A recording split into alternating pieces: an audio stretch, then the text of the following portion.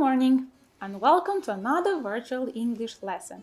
Today, I, Diana Jelihovschii, and Maria Johnson will continue to speak about education in the UK and in the USA.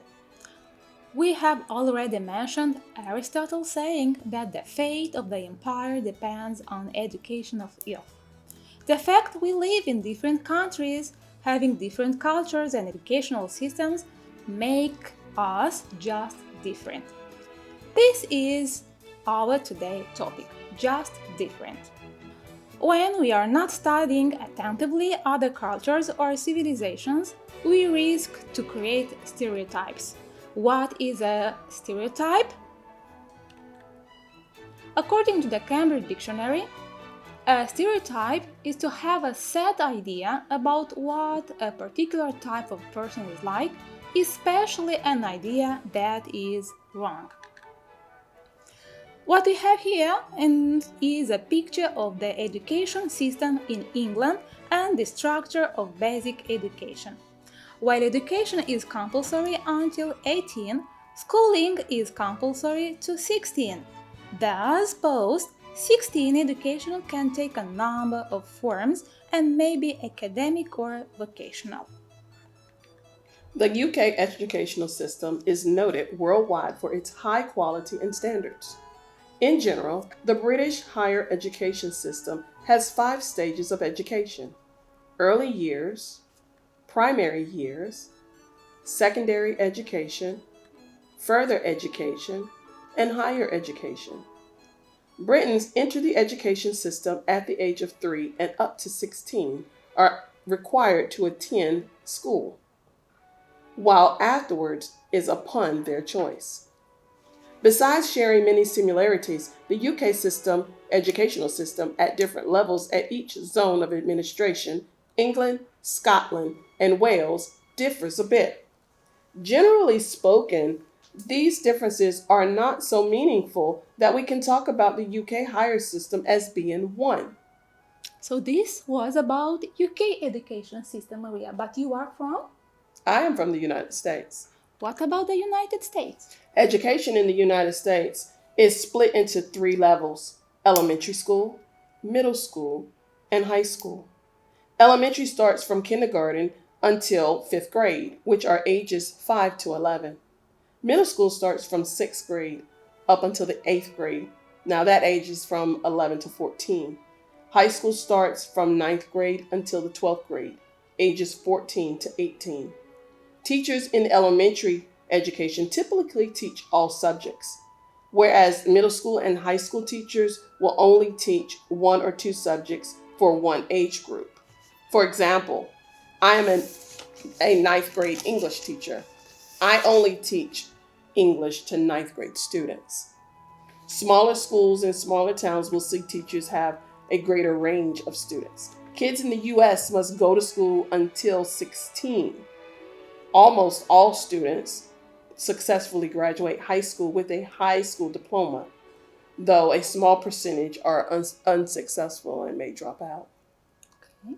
High school is particularly a very important, critical time for American teenagers. It is often where they are given their first sense of independence in pursuing what they enjoy doing.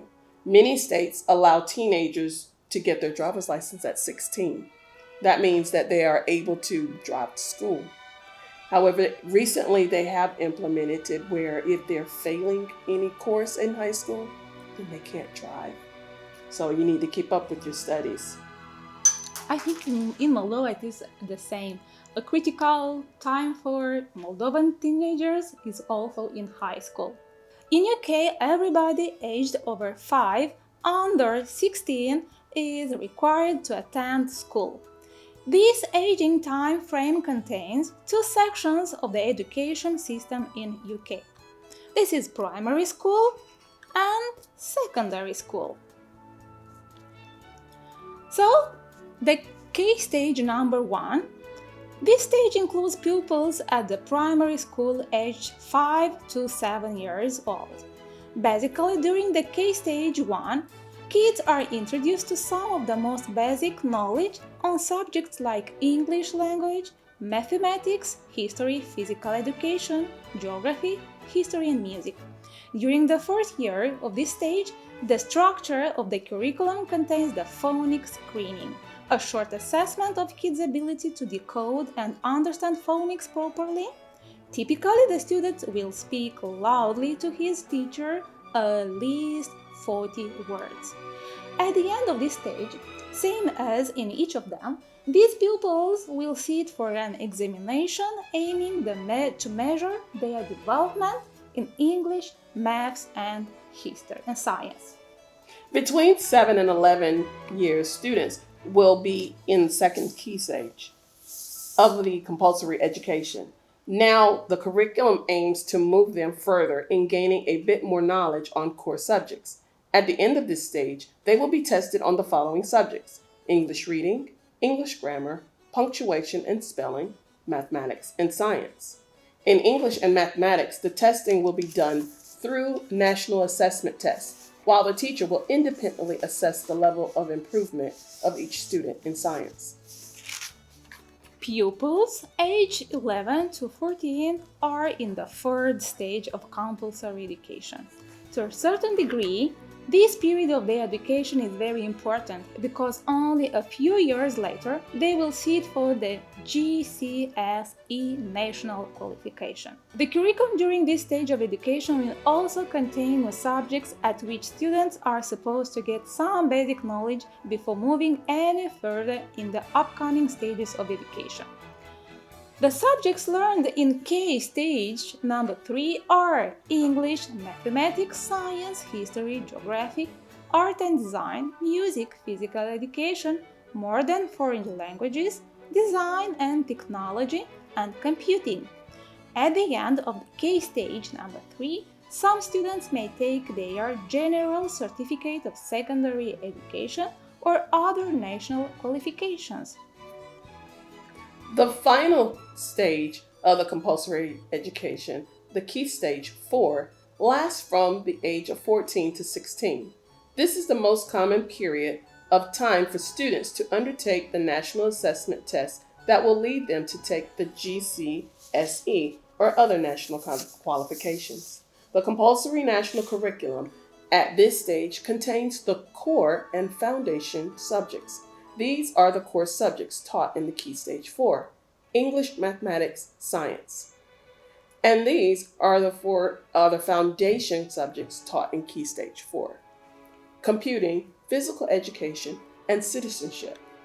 Additionally, schools in the UK are required to offer one of the following subjects during the stage of education: arts, design, technology, humanities, modern foreign language. In particular, the UK higher education is valued all over the world for its renowned standards and quality. Higher education often begins with a 3-year bachelor's degree. The UK, capital city London, not by accident is considered to be the world's capital city of higher education. The UK higher education is the level of education that follows the secondary school at the hierarchy of educational system in the UK. When the high school is over, Britons have to sit in a standard examination, which makes them eligible or not to continue their education in the higher level of education. In the UK education system, in contrast to the US higher education, there is a difference between college and university.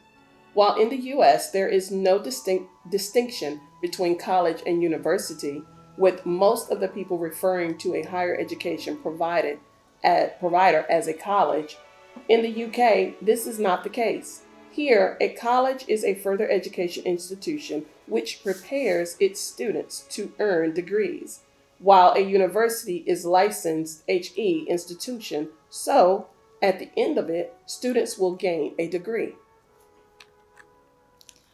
The reputation of the British higher education goes hand to hand with its costs. Tuition fees may vary from university to university and in which zone of administration you are looking at: England, Scotland, and Wales. So it's always advisable to check the university's website before making any further plan for your studies. For sure, to attend a British university, you need a lot of money packed in, whether you are a native or not, but since there are many scholarship schemes, you can seek one. What about the USA, Maria? In USA, upon graduation, students will attend college or university. As noted, they award the same degree, though colleges are typically smaller and more specialized. Universities are larger and often provide more research opportunities. Admission to college or university is often very competitive. For students still without a path or need further help to gain admission to a college or university, every county in the U.S. offers a community college for the first 2 years of college education. Community college offers the same education, but at a lower cost. They do not offer a bachelor's degree. In order to complete your degree, you must perform well at the community college to gain admission to a 4-year college or university. At the very beginning, it is very important to recall the fact that the grading system of the UK's constituent countries varies a certain scale. Overall, the grading system applied in England, Wales, and Northern Ireland share a lot of similarities, while the Scottish grading system is different. Compulsory education in the UK is divided into 4 major K stages. At the end of each K stage, students sit in various examinations and their academic achievement is evaluated against national curriculum levels. The national curriculum provides pupils with an introduction to the essential knowledge they require to be educated citizens. It introduces pupils to the best that has been taught and said, and helps engender an appreciation of human creativity and achievement. It covers what subjects are taught and the standards children should reach in each subject. These aims set out to support the statutory duties of schools to offer a curriculum which is balanced and broadly based and which promotes the spiritual, moral, cultural, mental, and physical development of pupils at the school and of society, while preparing pupils at the school for the opportunities, responsibilities, and experiences of later life. In addition to your test scores, other factors like your projects and your participation in coursework will be taken into consideration to evaluate your performance. There are 8 such levels and an additional level standing for exceptional performance. Taking this periodical assessment test is mandatory at the age of 7, 11, and 14. What about US? There is no national curriculum in the U.S. The closest we have is called the Common Core Standards, which test students on their reading and math abilities up until the 8th grade. Otherwise, states and local districts set the curriculum and decide generally what teachers will teach and which tests should be taken, when they take it to graduate. Okay. What about the General Certificate of Secondary Education? Following the completion of compulsory education, British students must undertake their GCSE exams to assess their learning progress. Up to that stage, there are 2 GCSE grading systems applied in the UK. As of 2018, GCSE grades in England are indicated by numbers from 1 to 9. On the other hand, in the old GCSE system used in Wales and Northern Ireland, students achieved an evaluation using the letter grading system from A to G. The UK has a unique higher education grading system.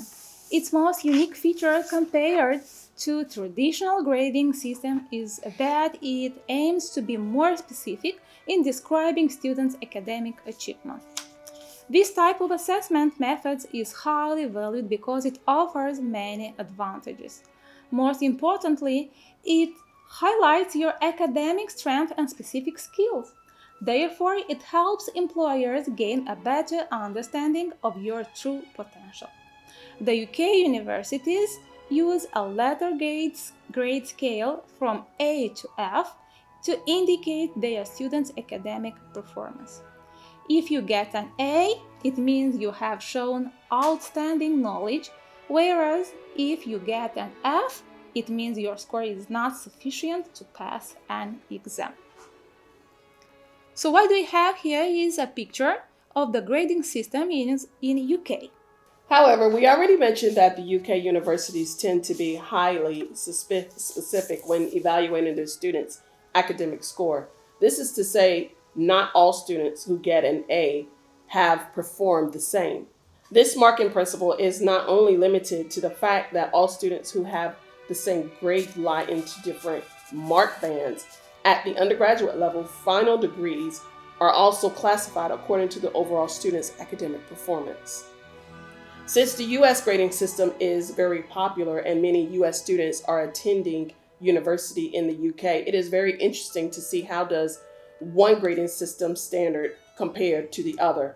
The table below shows grades at UK universities and their equivalent in the US grading system. So be attentive. Next, we speak about the school uniform. In UK, most do. About 90%, mostly because the government recommends it. Uniform requirements are up to school governing bodies, made up of teachers, parents, and some community members, such as faith leaders. The requirement to buy uniform is a financial burden for poorer families. Some of it is quite expensive, so school is deprived areas tend to make uniform simple. A white shirt and gray or black trousers, for example, with a specified color sweatshirt on top. It is used to be that parents could only buy uniform from dedicated uniform shops, and these were expensive.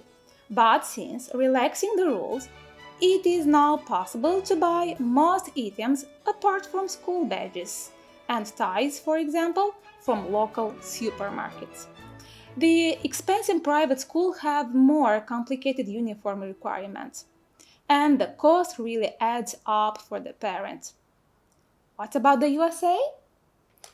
Most schools in the US do not have uniforms. School uniforms usually are mandated only for private schools, even though some private schools don't use uniforms. But for public schools, it is not a requirement. What about the extracurricular activities? In the UK and in the US, there is a wide range of after-school activities for students to explore their interests. A great variety of sports, music lessons, theater clubs, debating societies, and etc. Students' activities can help your child to further develop their specific interests and inspire them to further their goals and careers.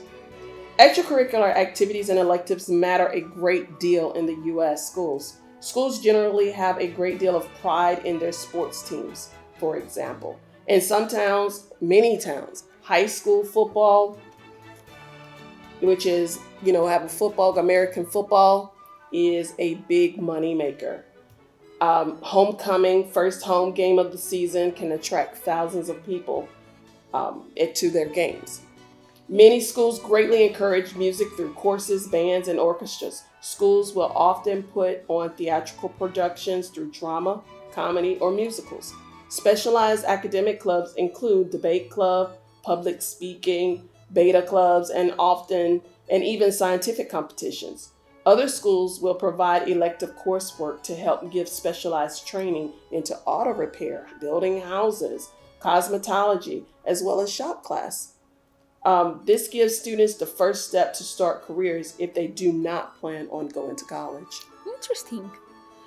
As we started our lesson giving the definition for a stereotype, the relationships between students and teachers are more informal than in Moldova, in America.